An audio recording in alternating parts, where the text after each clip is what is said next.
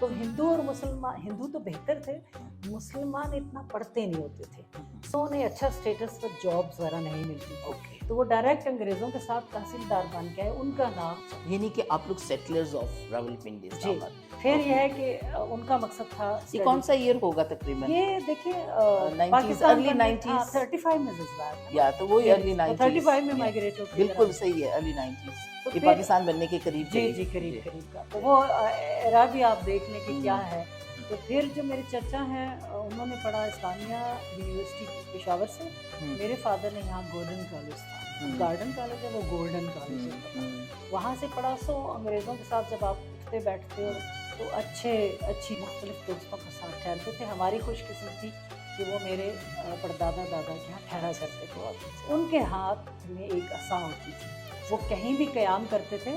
तो जैसे असा का बता दीजिए नाज़िर का, असा क्या होती है? असा वो एक वो छड़ी की तरह, छड़ी की तरह, उनकी हाँ, तो लोहे की थी, हथियार होता है। हाँ, वो इतनी भारी, ब्रेवरी का वो जी ब्रेवरी दिया का, और उन्होंने हमें गिफ्ट की, और वो बताना ये चाह रही हूँ कि हमारे घरों में मौजूद है वो असा।